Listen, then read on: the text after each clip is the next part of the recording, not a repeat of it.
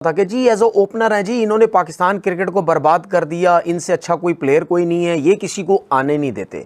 ठीक है ना। अभी बाबर आजम और रिजवान जो हैं वो इस टाइम जो बांग्लादेश के अगेंस्ट T20 सीरीज हुई उसमें वो नहीं थे, लेकिन कौन कौन से लड़के ट्राई किए गए। अगर मैं फ़खर जमान की बात करूं, जिस तरह मैं पहले कह चुका हूं, वो तो ज़माने से खेल रहा है, वो तो बाबर आजम और रिजवान के साथ से खेल रहा है, वो कहां से नया ओपनर आ गया।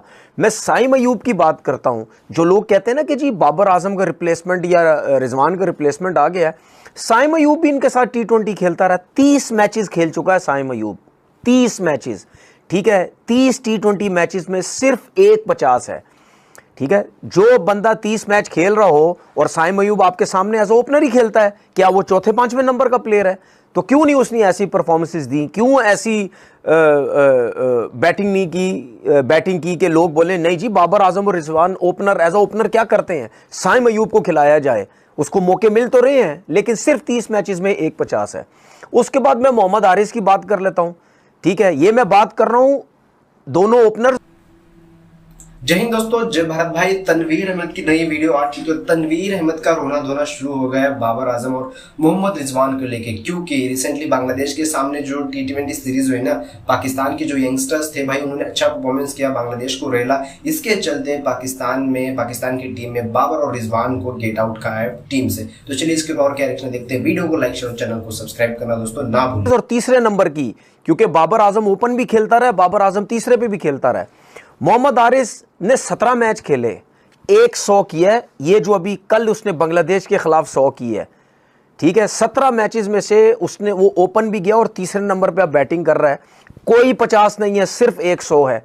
क्या एक यंगस्टर्स के लिए 17 मैच किसी यंगस्टर के लिए कम होते हैं? तो 17 मैचेस में आप ऐसी परफॉर्मेंस दो ना। उन 17 मैचेस में वो 6 दफा तो टीम से बाहर हो चुका है। कोई सिलेक्शन कमेटी आती उसको खिलाती थी, कोई सिलेक्शन कमेटी आती उसको नहीं खिलाती थी। तो फिर ये कैसे इन्होंने रन्स क्यों नहीं किए? फिर उसके बाद अब मैं साहबजादा फरहान की बात करता हूं। साहबजादा फरहान ने 11 T20 के मैच खेले हैं इससे पहले। ये जो सीरीज बांग्लादेश की, इससे पहले 11। ठीक है, मैं मानता हूं कि उसको जो न्यूजीलैंड के अंदर भी सीरीज दी गई, वो 6, 7, 8वें नंबर पर उसको बैटिंग करवाई गई, वो मैं उस हक में नहीं हूं क्योंकि वो ओपनर है। मैं मानता हूं कि ठीक है जी, उसको प्रॉपर अब मौका मिल रहा है एज अ ओपनर, जो कि हो सकता है वो आगे चल के शायद परफॉर्म भी करे। 1.50 है उसका, सिर्फ 11 मैचेस में 1.50 है। तो फिर आप कैसे कह सकते हैं कि बाबर आजम रिजवान का जो है वो रिप्लेसमेंट आ गया है? तो फिर आप कैसे कह सकते हैं रिजवान और बाबर को T20 क्रिकेट में आप फारिग कर दें? मैं सिर्फ 3 पोजीशंस की बात कर रहा हूं, दोनों ओपनर्स और तीसरे नंबर की। बाबर आजम और रिजवान के अलावा मैंने लड़के जो आपको बताए हैं, क्या ये यंग लड़के हैं? क्या ये यंगस्टर्स हैं? इनको तो कितने कितने मैचेस मिल चुके हैं। ठीक है, अगर इनमें इतनी एबिलिटी होती तो ये इनको जिस नंबर्स पे ओपनर ये तीसरे नंबर पे खिलाया गया था, ये जरूर ऐसी परफॉर्मेंसेस देते जिसकी वजह से जो इससे पहले के जो सिलेक्टर्स या लोग थे वो कहते नहीं जी thank you very much Babar Azam साहब, रिजवान साहब, आपकी जो है वो कोई जगह नहीं बनती है। लेकिन ऐसा नहीं हुआ। जिस तरह मैं हसन नवाज की बात कर चुका हूं, उसका कोई मुकाबला ही नहीं है बाबर आजम रिजवान के साथ, वो तो चौथे नंबर पे चला गया है। कोई ऐसा ओपनर लेके आओ, कोई ऐसा यंगस्टर तगड़ा ओपनर लेके आओ, जब बाबर आजम और रिजवान की रिप्लेसमेंट एज अ ओपनर आएगा वो और तगड़ी बैटिंग करेगा, पहले दूसरे तीसरे चौथे मैचेस में आके 100 करे, अगर एक आध 50 करे, इंपैक्ट अच्छा डाले, ठीक है, फिर मैं मानूंगा वाकई यार भाई कोई रिप्लेसमेंट आई है। ये प्री प्लान इन दोनों को T20 क्रिकेट से बाहर किया जा रहा है। आराम से बाबर आजम और रिजवान आराम से T20 में इनकी जगह बनती है। आपके सामने है, बांग्लादेश में की टीम में क्या लितन दास नहीं खेल रहा? क्या वो छक्के मारता है? टीम की जरूरत होती है।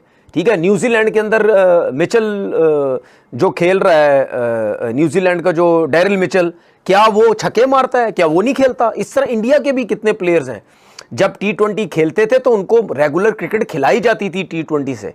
और भी प्लेयर्स हैं, स्मिथ कितनी क्रिकेट खेल चुका है, केन विलियमसन T20 कितनी खेल चुका है।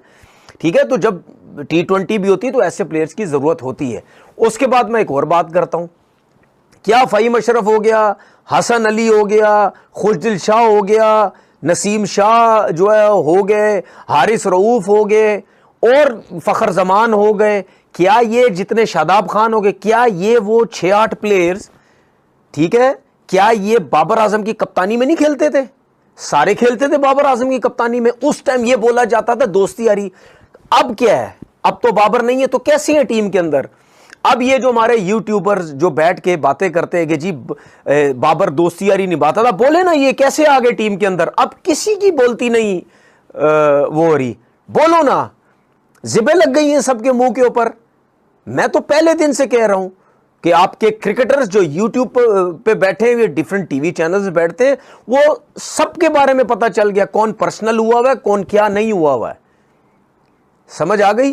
तो बात सीधी सीधी ये है कि ये जो इन दोनों के साथ जो सिलसिला रखा हुआ है, वो सबको पता है कि क्या सूरत हाल चल रही है, कि प्री प्लान हो रहा है चारों तरफ से। इन दोनों को डैमेज करो, इन दोनों की क्रिकेट बर्बाद करो, इनको वनडे से फारिग करो, वहां कुछ नहीं करेंगे, उनको टेस्ट से फारिग करो।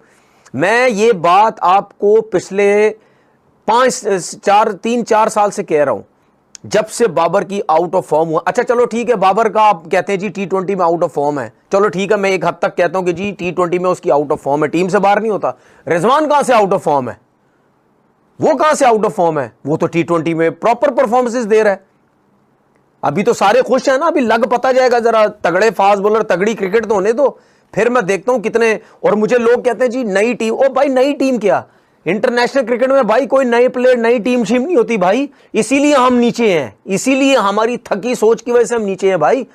दुनिया की क्रिकेट में नया प्लेयर ओपन डेब्यू करे या जो भी है, वहां ये कभी भी नहीं सोचा जाता जी नई टीम डेवलपमेंट हो रही है, भाई ऐसा नहीं होता।